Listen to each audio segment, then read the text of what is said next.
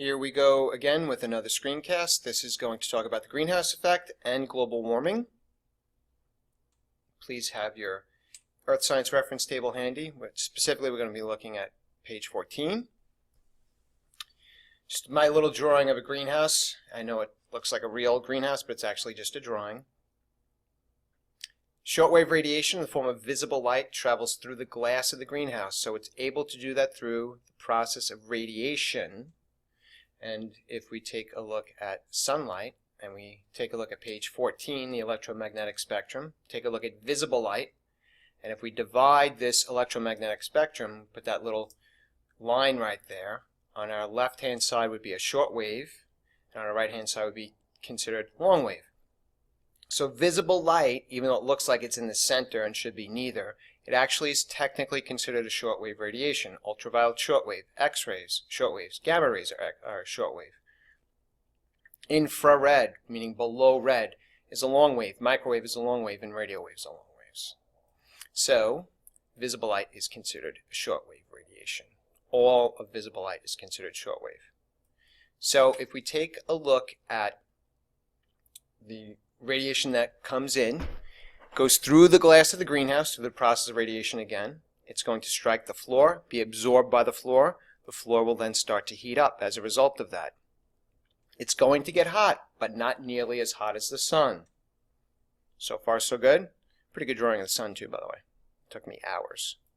Then at night, the floor of that greenhouse is going to release that heat that it gained during the day. And that's going to be in the form of infrared energy, which is a longer wavelength than visible light, and it's considered long wave radiation.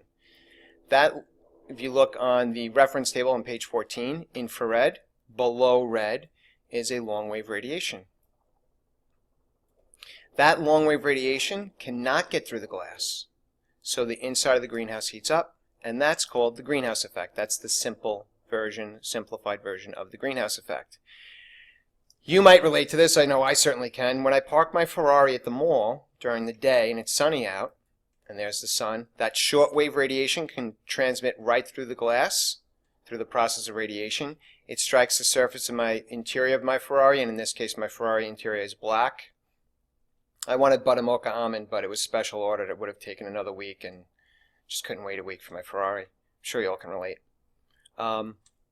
And then the interior of the car gets hot and it tries to re-radiate this energy it receives, or is receiving, in a longer wavelength radiation, and that's what the red squiggles are supposed to represent. Infrared, a longer wavelength, and it cannot get out of the car. So I only take my Ferrari when the Bentley's in the shop, as you all can probably relate to. However, if I take, this is the Ferrari I usually take when my Bentley's out, and I leave the windows down, that would not happen. That infrared energy would be able to escape and the car wouldn't get any hotter. So energy would come in and energy would leave and the car would stay at roughly the same temperature. But when the windows are shut and now this infrared energy tries to get out and it cannot, it gets trapped, the temperature of the car will heat and get extremely hot. That's the greenhouse effect as well. It doesn't need to be just a greenhouse. Well, in the real world, our Earth has a greenhouse effect too. And the greenhouse effect isn't necessarily bad. So if you take a look, that shortwave radiation could go through all of these gases that are in our atmosphere. You should have learned that nitrogen is the largest component of our atmosphere and oxygen is the second most, and these others make up about 1% of our atmosphere. So shortwave radiation, visible light, can go through all the gases in the atmosphere and strike the surface of the Earth. The surface of the Earth, as a result of absorbing that energy, will get hotter. And then at night, by the way, that moon's pretty incredible, by the way. Let's just take a look at that for a second. Would you just look at that? And left side's lit up, so it's a, which one? Waning, little wane, and it's a crescent, so it's a waning crescent, by the way. The surface of the Earth is going to re-radiate that energy it received during the day. In what form? Infrared energy, which is a long-wave radiation.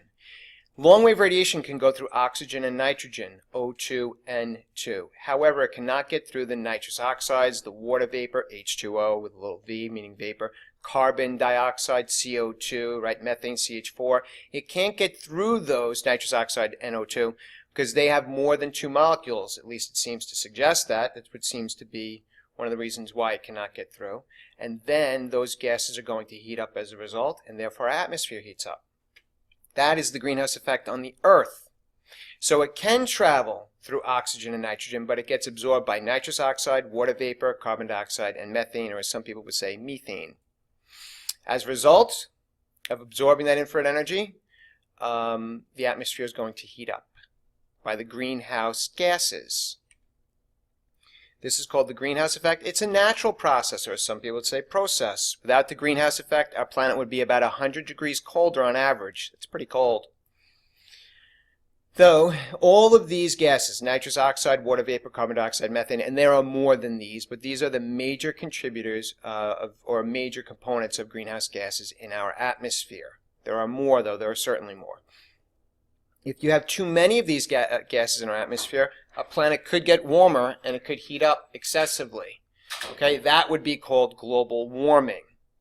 So if we keep adding greenhouse gases, the potential threat, and people argue this point back and forth, is that the planet could heat up too much and then it could get too hot. That would be global warming.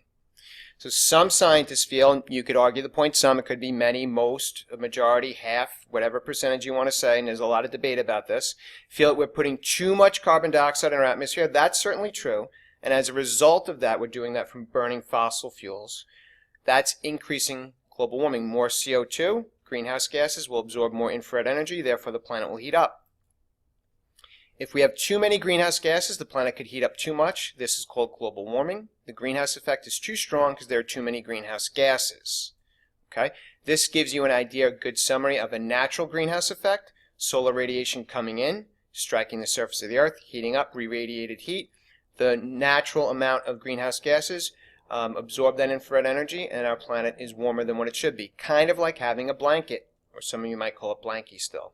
There's nothing wrong with calling it blankie, by the way.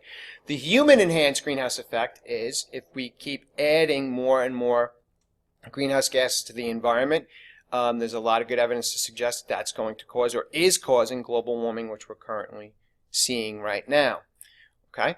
So, some scientists feel the sun is putting out more energy, which is also enhancing global warming.